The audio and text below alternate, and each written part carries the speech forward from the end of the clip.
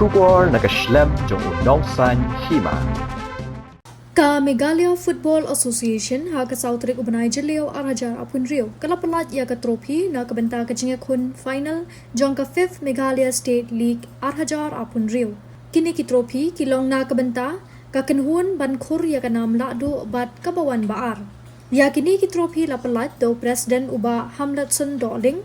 ha ka balai don rang u General Secretary uba Sunish Sim u Vice President uba Cliff Nongrum lembat u Treasurer uba Prosper Wardri haringkat ka Jingïakhun lang ki coach bat ki captain jong ka langsning bat nongse ki ban yakun final ha ka santre ku banai jelio ha SSA Stadium ha ka por 100 baje janmit Kita nak por seperti depan nanti, besok masih coach dan langsung por captain coach dan stop captain kita stop. Kita por kita di depan dia dia stop. Wasit kalau chance ini final,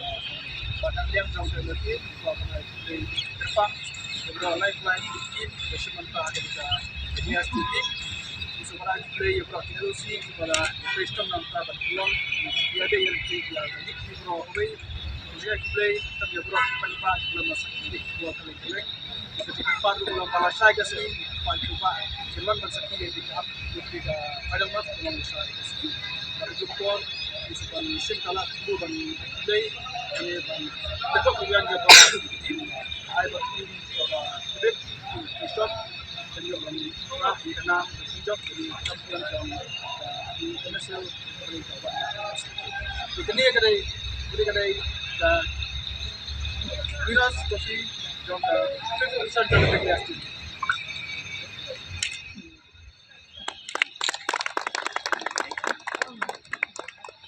ini ketika runners up jom kelas ini